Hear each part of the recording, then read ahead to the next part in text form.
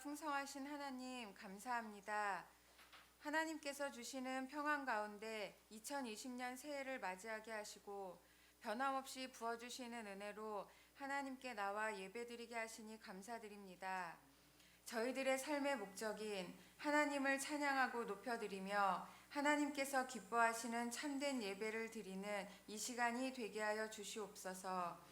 저희와 항상 함께하여 주시는 하나님, 혼란과 고난이 수없이 다가오며 내 맘처럼 사라지지 않는 삶 속에서도 은혜의 하나님이시며 선하신 하나님을 날마다 체험하게 하시고 저의 중심성을 내려놓고 하나님의 주권을 인정하며 이웃을 향하여 중보자의 역할, 제사장의 역할을 감당하며 사는 저희들이 되게 하여 주시옵소서.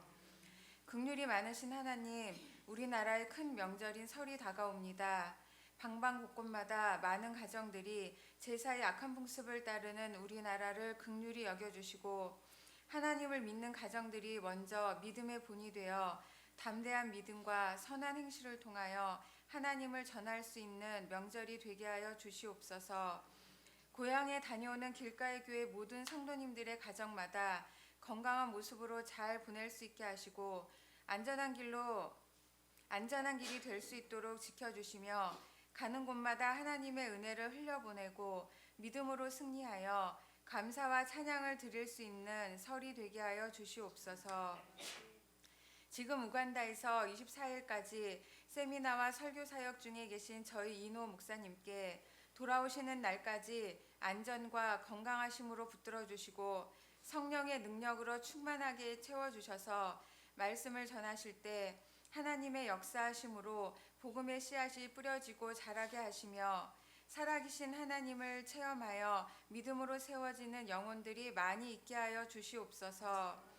오늘 행함으로 증명되는 믿음이라는 제목으로 말씀을 전해주실 박 전도사님께 성령으로 충만하게 하시고 영과 육의 강건하심으로 은혜의 말씀 잘 전하실 수 있게 하시며 말씀을 듣는 저희들이 올바르게 깨닫고 실천하여 말씀의 열매를 맺는 삶이 되게 하여 주시옵소서. 예수님의 이름으로 기도드립니다. 오늘 우리에게 주신 말씀은 신약 야고보서 3장 1절에서 12절 말씀입니다.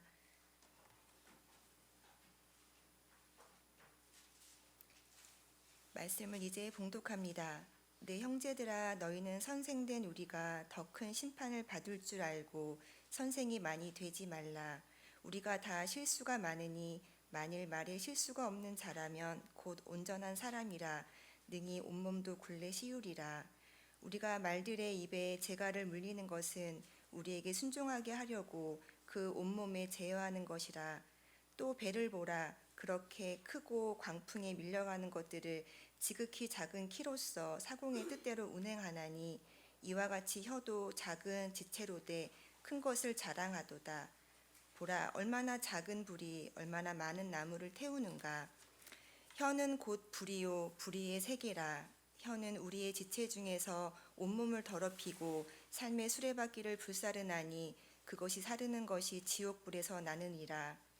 여러 종류의 짐승과 새와 벌레와 바다의 생물은 다 사람이 길들일 수 있고 길들여 왔거니와 혀는 능히 길들일 사람이 없나니 쉬지 아니하는 악이요 죽이는 독이 가득한 것이라. 이것으로 우리가 주 아버지를 찬송하고 또 이것으로 하나님의 형상대로 지음을 받은 사람을 저주하나니 한 입에서 찬송과 저주가 나오는도다.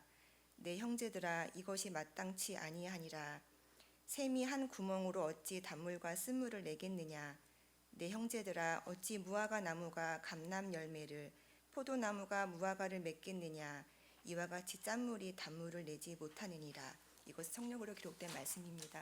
구원은 믿음으로 얻어지는 걸까요? 아니면 행위로 얻어지는 걸까요? 다 아시죠? 구원은 믿음으로 얻어집니다. 갈라디아서 2장 16절에 보면 사람이 의롭게 되는 것은 율법의 행위로 말미암음이 아니요 오직 예수 그리스도를 믿음으로 말미암은 줄 알므로 우리도 그리스도 예수를 믿나니 이는 우리가 율법의 행위로서가 아니고 그리스도를 믿음으로써 의롭다 함을 얻으려 함이라. 율법의 행위로서는 의롭다 함을 육체가 없느니라. 이것이 우리 기독교의 진리입니다. 우리의 행위로 의롭다 함을 얻을 육체가 없겠죠. 왜냐하면 어떤 것은 지켜지지만 또 어떤 것은 지키지 못하기 때문입니다. 우리의 행위로서는 도저히 의롭다 함을 얻을 육체가 없습니다. 불가능하죠. 그런데 야고보서에서는 행위를 강조하면서 행위가 없는 믿음은 죽은 믿음이다라고 말씀합니다. 그러면 우리는 헷갈리기 시작합니다. 믿음으로 구원을 얻는다고 하면서 행위가 없는 믿음은 죽은 믿음이다. 도대체 무슨 말씀일까요? 믿음의 행위를 가져다 붙인 것만 같습니다. 믿음 외에 다른 것들을 갖다가 붙이면 이단이 되죠. 이단의 기준이 그렇습니다. 막 믿음으로 구원을 얻는다고 하면서 너희들의 재물을 다 갖다 바쳐야 된다. 아니면 믿음으로 구원을 얻는다고 하면서 너희들이 거듭나는 날짜를 정확하게 알아야 된다. 이러면서 이렇게 하나하나씩 붙여지는 거죠. 이렇게 하는 것이 사도 바울은 다른 복음이라고 이야기를 합니다. 그러나 우리가 십자가의 구원을 믿는다면 우리는 믿음으로 구원을 얻는다는 것이 당연하게 여겨지게 되죠. 예수님께서 우리를 위해 십자가에 달려 돌아가시고 모든 죄를 깨끗하게 씻으셨으며 죄에서 자유케 하시고 부활하신 것을 믿으십니까? 아멘, 믿으시죠? 갈라디아서에 기록하고 있는 것처럼 우리가 예수 그리스도와 함께 십자가에 달려 죽었기 때문에 이제 나는 죽고 예수님이 사시는 것을 믿으십니까? 아멘. 네, 아멘이셔야 됩니다. 아멘이시죠? 그렇기 때문에 십자가에서 예수님과 함께 죽은 우리는 이제는 내가 사는 것이 아니라 나의 기질과 나의 성품으로 사는 것이 아니라 예수 생명으로 살고 있는 것이죠. 이미 우리는 십자가에 못 박혀 죽었기 때문에 이제는 나의 모든 것들이 죽어버렸고 내 안에 계신 예수 그리스도로 말미암아 우리가 살고 있는 것입니다. 십자가의 구원을 믿는 그리고 예수 생명으로 사는 사람이라면 그렇다면 그 사람의 삶은 어떻게 표현이 될까요? 그것은 생명으로 표현이 되는 것이죠. 우리 안에 예수 그리스도가 살아 계시기 때문에 생명으로 표현되어야만 하는 것입니다. 이것이 십자가의 구원이고 십자가의 능력입니다. 십자가는 예수 그리스도께서 우리의 죄를 해결하신 것뿐만 아니라 우리의 온 삶을 생명으로 채우신 십자가의 그 능력을 보여준 사건입니다. 그래서 우리의 삶은 이 생명이 드러나는 삶을 살아야 되는 것이죠. 그래서 야고보 사도는 흩어져 있는 12지파에서 행함으로 믿음을 보이라고 강조하고 있는 것입니다. 야고보서는 쭉 보시면 이제 행함에 대한 이야기가 나와 있는데 1장에서는 시험을 당할 때 우리가 어떻게 해야 되는지, 그리고 2장에서는 외모로 사람을 차별하지 말아라 라고 이야기하고 있고 3장 오늘 본문에서는 말에 대해서, 혀에 대해서 기록하고 있습니다. 그리고 4장에서는 다툼과 비난하는 것에 대해서 기록하고 있고 5장에서는 인내와 기도하는 것에 대해서 말씀하고 있습니다. 아주 명확하게 믿음이 삶에서 어떻게 증명이 되어야 하는지에 대해서 분명하게 기록하고 있습니다. 이 중에 3장에 기록하고 있는 말에 대해서 이 시간 함께 나누고 싶습니다. 한 아이가 있었어요. 그런데 이 아이 아버지는 6.25 전쟁 때 눈을 잃고 또 팔을 다친 장애 2급 국가 유공자였습니다. 아들은 이 아버지가 너무나도 부끄러웠어요. 왜냐하면 친구들이 병신의 아들이라고 놀렸기 때문입니다. 그리고 가난은 이 아이를 언제나 따라다녔어요. 가난함 속에, 그리고 아버지는 눈이 보이지 않고 또 팔다리를 다친 장애를 가졌기 때문입니다. 아버지는 이 아들에게 늘 미안한 마음이 있었겠죠. 그래서 이 미안한 마음을 술을 마시고 술을 의지해서 이야기를 합니다. 아버지는 아들에게 이 미안한 마음을 미안하다고, 술을 마시고 나서 미안하다고 이야기를 했습니다. 중학생이 되었을 때 이 아이는 충농증을 심하게 앓았어요. 그리고 치료를 받기 위해서 병원을 찾아갔습니다. 병원을 찾아가서 국가유공자 의료복지카드를 내밀었는데 간호사들이 굉장히 쌀쌀하게 대하는 거죠. 그러면서 다른 병원에 가보라고. 병원을 이렇게 저렇게 막 돌아다녔는데 모든 병원들이 이 아이를 그렇게 대했습니다. 그렇게 병원을 찾던 중에 이학산이라고 하는 외과 의사를 만나게 됩니다. 그래서 이 외과 의사는 이 어린아이가 내미는 이 국가유공자 카드를 보면서 이렇게 이야기를 합니다. 너 아버지가 참 자랑스럽겠구나. 그리고 진료를 하면서도 진료비 하나도 받지 않고 정성껏 이 아이를 치료해 주었습니다. 그리고 열심히 공부해서 훌륭한 사람이 되어라 라는 격려의 말도 해 주었습니다. 아들은 이 의사의 이야기를 듣고 다짐합니다. 열심히 공부해서 꼭 훌륭한 사람이 되자. 그리고 아픈 사람을 위해서 봉사하자. 아픈 만큼 치료는 받아야 한다.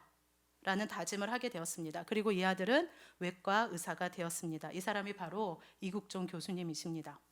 자신도 국가 유공자라는 것이 부끄러웠고 병원에서도 반기지 않은 손님이었지만 외과 의사의 한마디로 말미암아 부끄러웠던 복지카드가 자랑스러운 복지카드가 되었고 가난으로 소망이 없었는데 아름다운 세상을 보게 되었습니다.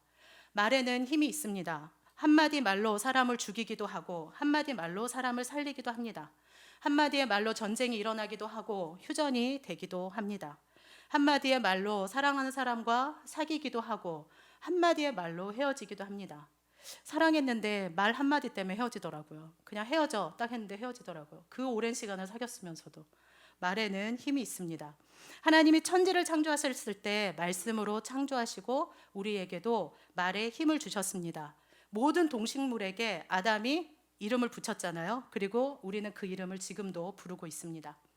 아담이 생물을 부르는 것이 이름이 되었다는 것을 우리는 창세기에서 보게 됩니다. 제가 오래전에 청소년 사역을 했을 때 아이들과 함께 실험을 하나 했어요. 그 유명한 양파 실험이었습니다.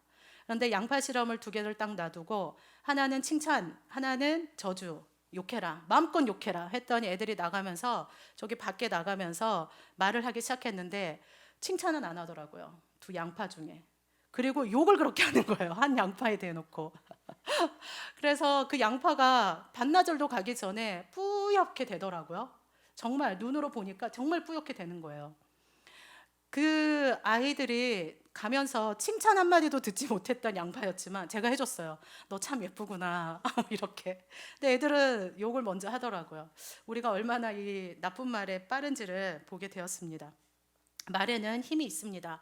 그렇기 때문에 우리는 말을 아주 잘 사용해야 하는 것이죠. 본문에서는 말에 대한 특징을 몇 가지 이야기합니다. 2절에서 보면 말에는 실수가 있다고 합니다. 1절에서 야고보는 선생이 많이 되지 말라라고 말을 하는데 그 이유는 선생된 우리가 더 큰 심판을 받기 때문이라고 합니다. 하나님은 많은 자에게 많은 것을 물으시는 분이십니다. 저도 말씀을 전하는 일이 참 두렵습니다. 잘못하게 될까봐, 그리고 잘못 가르치게 될까봐 참 많이 두렵습니다. 말씀을 전할 때마다 두려운 마음으로 섭니다. 그렇게 보이시지 않겠지만 떨고 있습니다. 당시 시대적 배경이 선생이라고 불리는 랍비 계층이 사회적으로 굉장히 인기가 많은 계층이었어요. 그래서 그 존경과 어떤 특권을 누렸기 때문에 많은 사람이 선생이 되려고 했죠. 그렇지만 선생이 된다라고 하는 것은 많은 말들을 해야 되잖아요. 가르치기 때문에. 그래서 실수가 많아질 것이기 때문에 그 선생이 많이 되지 말라라고 이야기를 하고 있는 것이죠. 아무리 아는 것이 많고 경건한 삶을 산다고 할지라도 말에 실수가 있는 가능성이 그렇지 않은 사람보다 훨씬 더 많은 자리에 있기 때문에 야고보는 선생이 되지 말라라고 합니다. 두 번째로 말은 영향력이 있습니다. 그래서 혀를 말의 재갈과 배의 키 그리고 작은 불로 비유하면서 얼마나 영향력이 있는지를 보여주고 있습니다. 말에 물리는 재갈이나 배의 키는 아주 작지만 그것을 제어하는 힘이 있는 것처럼 우리의 몸에 있는 이 새치의 혀 9cm 정도 된다고 해요. 근데 이 새치의 혀라고 불리는 아주 작은 것에 속하는 혀도 사람을 죽이기도 하고 살리기도 하는 영향력을 가지고 있습니다. 교회 안에 신천지가 들어와서 그냥 무엇인가 물리적인 힘을 발휘해서 교회를 막 쑥대밭을 만드는 것이 아니라 말 한마디 때문이거든요. 뭐 혹시 그 얘기 들었어? 모 집사님이 이런 식으로 해가지고 말을 하기 시작하면서 그 교회가 막 깨어지게 됩니다. 말 한마디로 천년빛을 갚기도 하고 말 한마디로 쫓겨나기도 하죠. 말로 인해 가정이 깨어지기도 하고 자녀들이 상처를 받기도 합니다. 말에는 이렇게 영향력이 있습니다. 그리고 6절 말씀을 보면 말이 온몸을 더럽히고 삶의 수레바퀴를 불사를 정도라고 말을 합니다. 말로 인해 삶 전체가 불살라질 수 있다는 것이죠. 이스라엘 백성들이 가나안 땅을 정탐하고 난 다음에 모세와 아론을 원망하면서 애굽 땅에서 죽었거나 아니면 광야에서 죽었으면 좋았겠다라고 이야기를 하잖아요. 근데 하나님께서 뭐라고 하시냐면 이러한 이스라엘 백성들의 원망에 대해서 민수기 14장 27절에서 28절은 이렇게 기록합니다. 너희가 원망하는 말을 내가 들었다. 너희 말이 내 귀에 들린 대로 내가 너희에게 행할 것이다. 굉장히 두려운 말씀입니다. 우리가 말하고 있는 것을 하나님이 듣고 계신다는 거예요. 그리고 내가 그대로 행할 것이다. 그래서 이스라엘 백성들이 다 죽었잖아요. 광야에서. 죽었으면 좋았겠다라고 하는데 다 죽어버린 거예요. 만약 우리 자녀들에게 말한 그대로 우리 자녀가 된다라고 한다면 어떤 말씀을 하시겠습니까? 한마디의 말로 인생 전체가 불에 태워지기도 하고 생명을 얻게 되기도 합니다. 말은 영향력이 크죠. 그리고 말은 길들일 수 있는 사람이 없습니다. 우리 주변에 많이 보아온 것처럼 특히 세상에 나쁜 개는 없다. 이런 거를 얘기해도 되나요? 그런 프로그램을 보면 거기에서도 막 개가 막 장난이 아니더라고요. 주인도 물고 막 엉망진창인데 이 훈련사가 가가지고 조금만 해주면 개가 금세 길이 들여지는 거예요. 그리고 우리 집에 강아지 키우신 분들 계시겠지만 강아지들한테도 그러면 이렇게 발을 딱 이렇게 올리잖아요.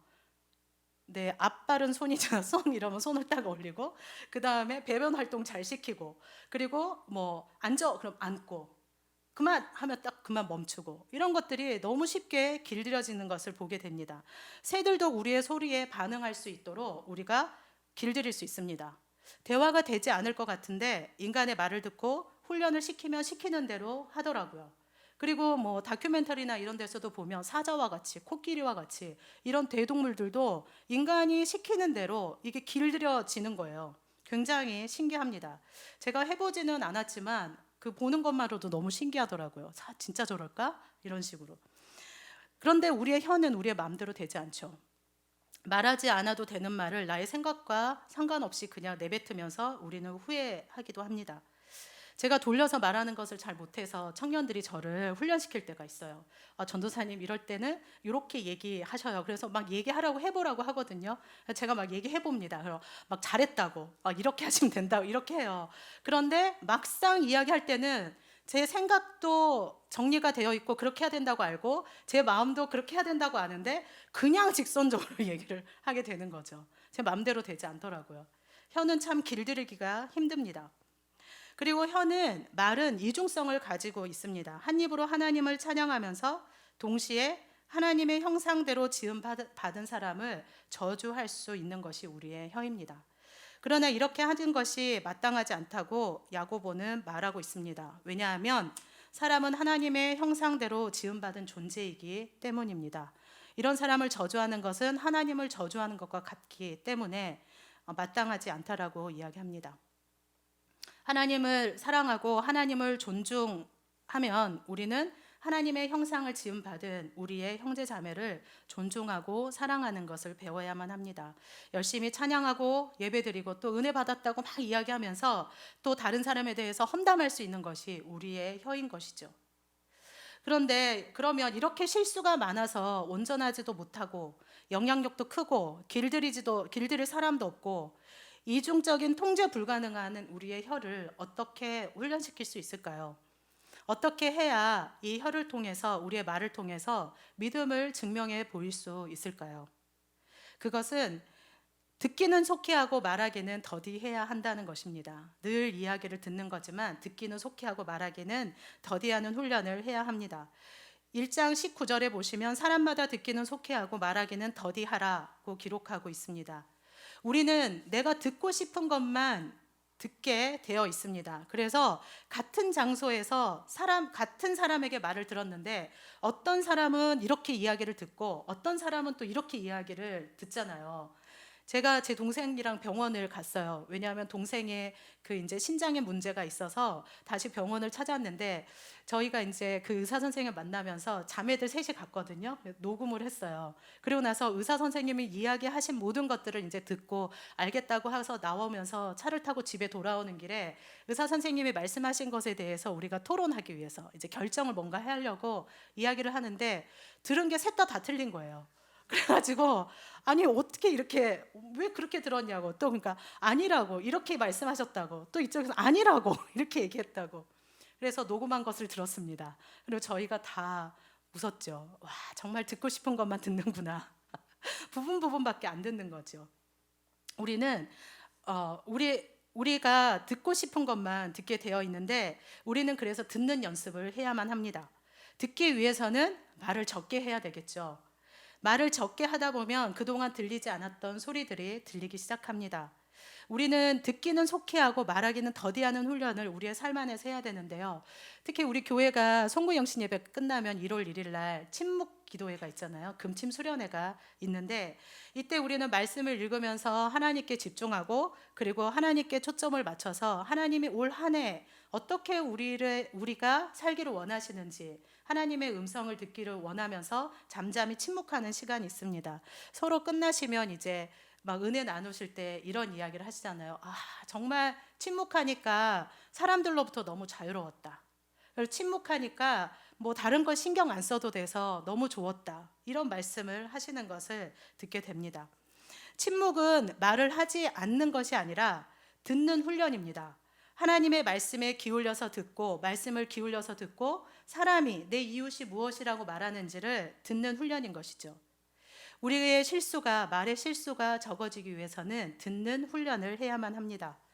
두 번째, 우리가 믿음을 통해서 어떻게 이 말을 통해 믿음을 증명해 보일 수 있느냐면 우리의 말을 바꿔야 하는 것이죠. 우리 입술에서 나오는 말을 바꿔야 합니다. 잠언 11장 11절에서는 성읍은 정직한 자의 축복으로 인하여 진흥하고 악한 자의 입으로 말미암아 무너지느니라 라고 기록하고 있습니다.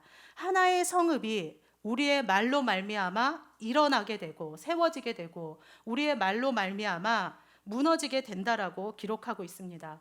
너무 대단하지 않아요? 우리의 말을 어떻게 하느냐에 따라서 성읍이 다시 한번 새롭게 세워지기도 하고 무너지기도 한다는 거예요. 그러니까 우리가 이 아름다운 교회를 세워나가는 데 있어서 말을 어떻게 해야 되는지를 우리는 배우게 됩니다. 그래서 기도가 참 좋아요. 왜냐하면 기도는 우리가 중보기도 보면서 막 열방을 위해서 기도하잖아요. 우리의 이웃을 위해서도 기도하고 그리고 또 선교사님을 위해서도 기도하고 세계의 문제들을 위해서도 기도합니다. 기도는 악하지가 않잖아요. 기도할 때 저주하고 그리고 기도하면서 욕하고 이러지 않잖아요. 기도할 때는 하나님께 흥하게 해주십시오. 하나님 살려주십시오. 이렇게 기도하지 황폐하게 해주십시오. 무너지게 해주십시오. 이런 기도 안 하잖아요. 그래서 이 기도는 우리가 기도가 닿는 곳마다 흥하게 될 것을 저는 믿습니다. 왜냐하면 우리 입술을 통하여서 우리가 기도하는 그곳 안에 생명이 불어지기 때문이죠. 우리의 기도가 좁은 데 머무르지 않고 그래서 온 열방을 온 세계를 위해서 중보하는 일은 그래서 중요한 일인 것입니다. 왜냐하면 우리의 기도가 뻗어나갈 때 여기에 있지만 그 기도가 닿는 곳 안에 하나님의 생명이 불어넣어지기 때문입니다. 요즘 아이들이 유행하는 말이 있어요. 이런 거 있잖아요. 인생 망했어. 이렇게 이야기를 합니다. 우리 청년들도 굉장히 자연스럽게 이번에 정말 망했어요. 진짜 인생 망했어요. 이렇게 이야기하거든요. 그러면 저는 너무 거슬리니까 말을 바꿔줍니다. 너 하나님이 듣고 계셔. 그러니까 말 조심해. 이렇게 하면 바로 말을 바꿔요. 우리 말이 하나님의 귀에 들린다면 우리는 말을 조심하게 될 것입니다. 하나님이 우리가 말하는 것을 듣고 계신다면 우리는 생명의 언어를 사용하게 될 것입니다. 생명의 언어가 우리의 입에서 나오는 것을 훈련해야만 합니다. 지금 좀 서로 해보실까요? 서로에게 당신은 축복의 통로이십니다. 오늘 참 멋지십니다. 어제보다 오늘이 더 멋지네요.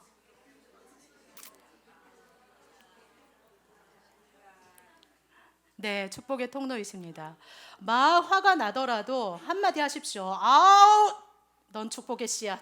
이렇게 그냥 축복해 주시면 좋을 것 같아요. 아우, 축복의 씨앗. 뭐 화가 나신 일이 있어요? 네, 우리는 말을 바꿔야만 합니다. 그리고 우리의 마음을 예수 그리스도의 생명으로 채워야 하죠. 우리가 아무리 바꾸려고 한다고 할지라도 우리의 마음을 예수 그리스도로 채우지 않으면 우리의 입에서 내가 나오게 되어 있습니다. 우리 안에 무엇이 담겨 있느냐에 따라 우리의 입으로 나오게 되죠. 그래서 우리의 마음을 예수 그리스도로 채워야 합니다. 말을 변화시키기 위해서는 우리의 마음을 먼저 바꿔야 하는 것이죠.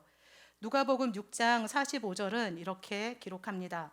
선한 사람은 마음에 쌓은 선을 내고 악한 자는 그 쌓은 악에서 악을 내나니 이는 마음에 가득한 것을 입으로 말함이라. 말을 변화시키기 위해서는 우리의 마음을 바꿔야 합니다. 우리 12절 말씀 한번 보실까요? 3장 12절. 네. 함께 읽어보겠습니다. 내 형제들아, 어찌 무화과 나무가 감람 열매를, 포도나무가 무화과를 맺겠느냐? 이와 같이 짠물이 단물을 내지 못하느니라. 우리 마음에 무엇이 들어있느냐에 따라서 우리의 입에서 악한 것이 나오기도 하고 또 우리의 입에서 생명의 말이 나오기도 합니다. 그래서 말을 변화시키려고 한다면 우리의 마음을 먼저 바꿔야만 합니다. 우리의 마음 안에 예수 그리스도의 생명이 가득히 채워져 있을 때 우리의 언어에도 변화가 일어나게 되죠. 내가 변화하기 위해서 노력하는 것이 아니라, 내가 이것을 막 바꾸기 위해서 애쓰고 막 하는 것이 아니라, 내 안에 예수 그리스도가 가득히 채워져 있을 때에 그냥 변화가 자연스럽게 일어나게 되는 것이죠. 이것이 바로 십자가의 능력입니다. 그래서 예수님을 믿는다고 하는데 이 행위가 따라오지 않는다라고 하는 것은 우리 안에 그만큼 내가 아직도 내 안에 너무 많기 때문이죠. 우리 안에 예수 그리스도가 가득히 거하실 수 있도록 날마다 나는 죽고 예수가 사는 삶을, 그러한 삶을 선택하면서, 그리고 예수님의 도우심을 구하면서 살아야지만 우리의 삶에 변화가 따라오게 되어집니다.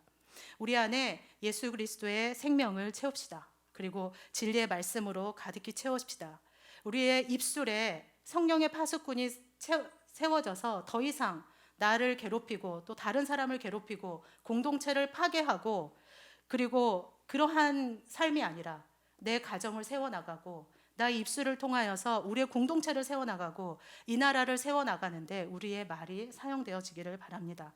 우리 혀에는 죽이는 독이 가득하게 있습니다. 그렇기 때문에 늘 우리는 조심해야 되죠. 그리고 늘 우리는 우리 안에 예수 생명이 채워져야만 됩니다. 그래야 우리가 생명의 통로가 되어져서 다른 사람을 살리는 일을 하게 되는 것이죠.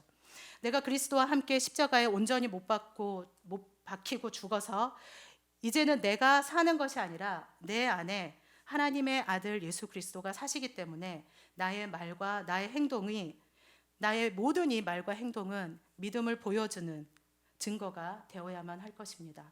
예수 그리스도가 우리의 삶 안에 가득히 채워지기를 위해서 늘 성령으로 충만한 삶을 살기 위해서 주님 앞에 기도하고, 그리고 주의 도우심을 구하는 저와 우리 성도님이 되셨으면 좋겠습니다. 이 시간 함께 기도하시겠습니다.